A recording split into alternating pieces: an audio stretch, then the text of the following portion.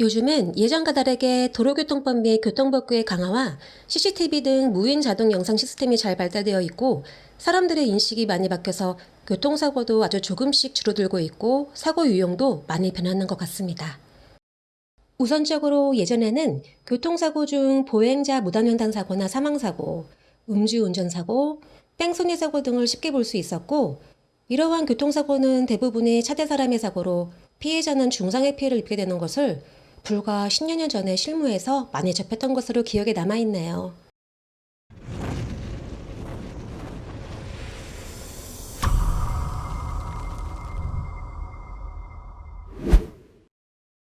하지만 요즘에는 앞서 언급한 내용처럼 많은 것이 변하였고 법률 규정들이 강화되어 자동차 보험사의 보상 범위 및 조건이 까다롭게 변경되다 보니 자동차를 운전하는 사람들은 더욱 안전에 만전을 기하는 것이 어찌 보면 당연하다 할 것입니다. 그렇다 보니 근래에는 자동차 대 사람 사고보다는 차대차 사고나 호미 추돌 사고가 더 빈번하게 발생하는 것 같고 이로 인하여 골절 등의 상해보다는 연부 조직 손상에 해당하는 디스크 파열, 일명 추간판 탈출증 등이 대단히 많이 발병하는 것을 업무적으로 자주 접하게 됩니다.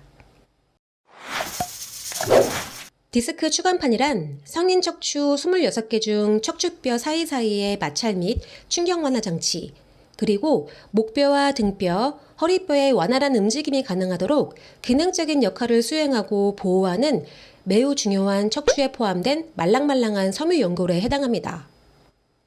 사람이 태어나서 연령이 증가하고 나이가 들어감에 따라 이 디스크 겉면에 둘러싸고 있는 질기고 두터운 섬유륜이 조금씩 단단하게 굳어지면서 경화되는 것을 퇴행성 디스크라고 하고 이러한 추간판의 변화는 노화나 생활습관 또는 개개인의 사회력 등에 의하여 일어나는 현상이라 하겠습니다.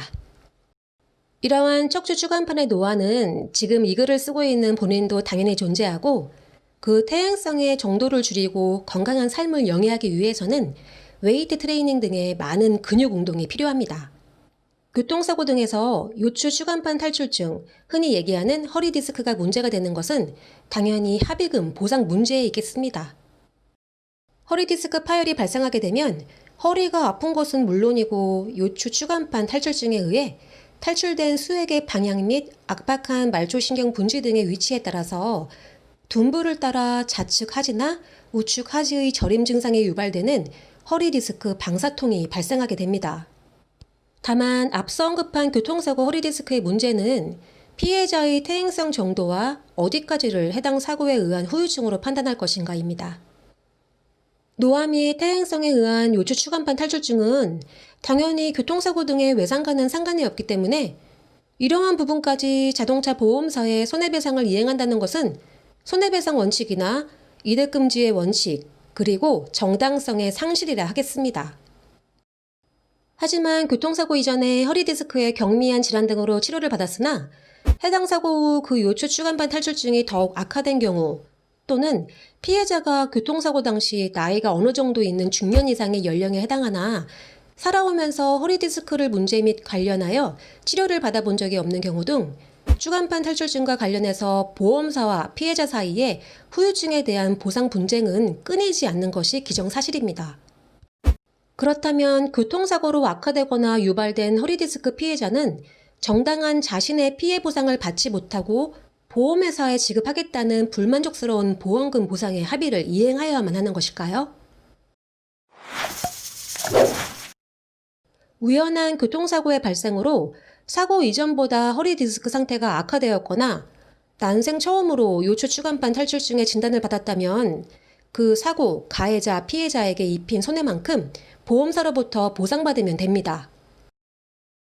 굉장히 간단하게 얘기하는 것 같지만 이러한 이유 때문에 보험에 가입하는 것이며 손해보험의 대원칙인 실손 보상의 원칙 또한 존재하는 거라 얘기할 수 있겠습니다.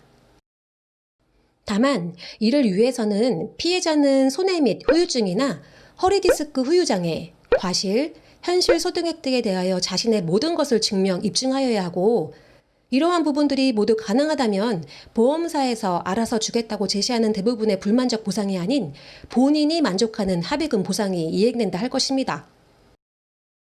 하지만 문제는 이러한 부분들을 잘 인지하고 처리할 수 있는 교통사고 피해자들이 그리 많지 않다는 것에 있습니다. 따라서 허리 디스크가 발생한 피해자들께서는 자신에게 발생한 교통사고의 정도 크기와 유발된 요추 추간판 탈출증의 형태 증상, 그리고 앞으로 잔존하게 될 노동능력 상실률 및 한시 장애 기간을 정확하게 감정 및 평가받아 손해액 및 합의금에 적극 반영받을 권리가 있다는 점을 기억해 주시기 바랍니다. 그리고 이러한 보상 처리와 직접적으로 관련된 손해사정 업무에는 여기 여러분들의 든든한 보상 길잡이가 있다는 것도 꼭 생각해 주시기 바랍니다. 오늘도 시청해 주신 여러분 감사합니다. 다음번에 또 만나요.